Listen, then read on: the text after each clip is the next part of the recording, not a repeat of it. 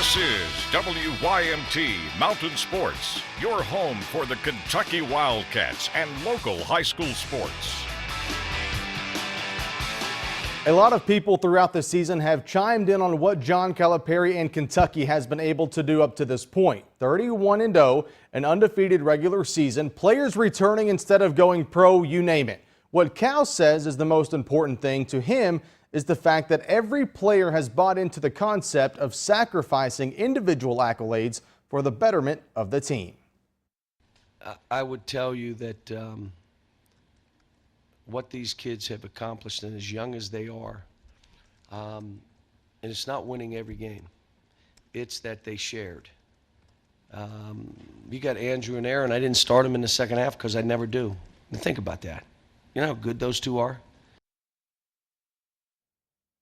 Kentucky will next play on Friday afternoon in the Southeastern Conference Tournament down in Nashville. The Cats will play either Alabama or Florida. Tip-off is set for 1 o'clock Eastern Time on the SEC Network. The Gators and Crimson Tide will tip off Thursday afternoon at 1 o'clock. Speaking of the SEC Tournament, Matt Jones gives his thoughts in tonight's KSR Minute. The SEC Tournament is coming this week, and for John Calipari, it's a chance to make history. Now, you may know that Calipari hates the SEC Tournament. He's talked a lot about it. He thinks it's a waste of time, and that may never be more true than this year, where Kentucky's going to be the #1 overall seed, whether they win or lose. And going into the tournament, Cats are playing pretty well, so going down to Nashville might seem only like a negative. But Cal also knows how important it is to UK fans. UK fans absolutely love this trip. They are expecting 50,000 Big Blue fans to be in Nashville for this week, and some people think it might be the biggest crowd at the SEC tournament ever. So Cal has said he's playing for the fans, but it's also important that they stay fresh. They're going to have some good teams. They'll probably play Alabama or Florida, then LSU, and then Arkansas, and most of those teams will be in the tournament. So more importantly for Cal than winning the games, he's got to keep his team fresh. 40-0 is still on the table, but most importantly, when they play their first NCAA tournament game, Cal wants them clicking on all cylinders, and that means a good weekend in Nashville. I'm Matt Jones, and this is the KSR Minute. With the excitement of postseason basketball circulating around the Bluegrass, one program finds itself looking for a new coach. Donnie Jones has stepped down as head coach of the Whitley County Lady Colonels after 2 seasons. The Lady Colonels went 44-19 under Jones. Assistant coach David Estes will take over the program, becoming just the 3rd head coach in the last 30 years. 2 coverage area teams looking to make some history tonight, and we start in the 14th region.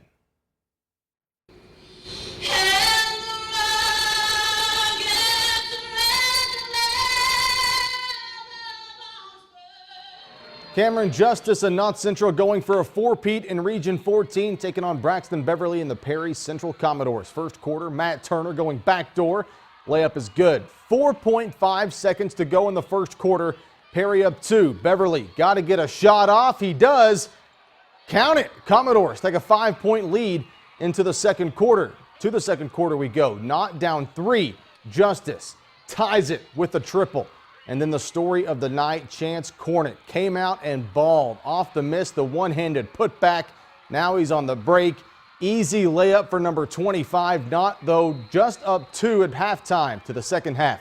Tie game at 20. Braxton Whitmore in the grill of Justice. Doesn't matter. Justice goes for 21.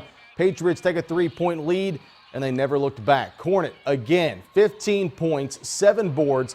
Player of the game, Braxton Beverly finished with 14. Knott Central going back to the boys' Sweet 16, 4th year in a row.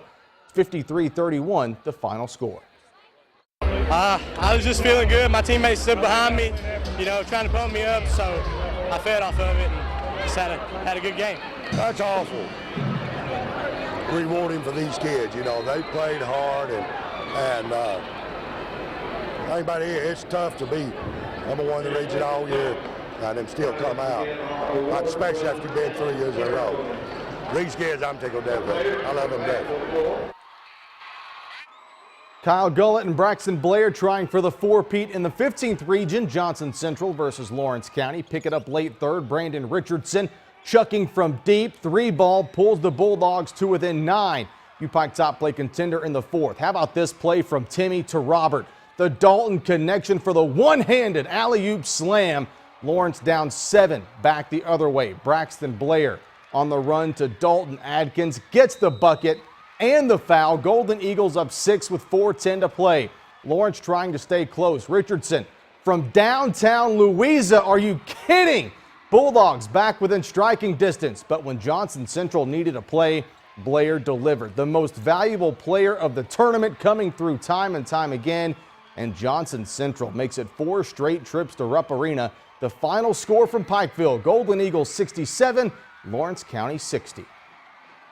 The advantage that we have here, we've got a great group of kids, and we were talking about this earlier today. You know, we've got a lot of individual basketball players on our team who have broken school records and all those things, gotten all those accolades, but there's no bigger cheerleaders for those type of things than our team. You know, our team, our bench is also the biggest cheerleaders that we have, so I thought our guys just from top to bottom did a real good job.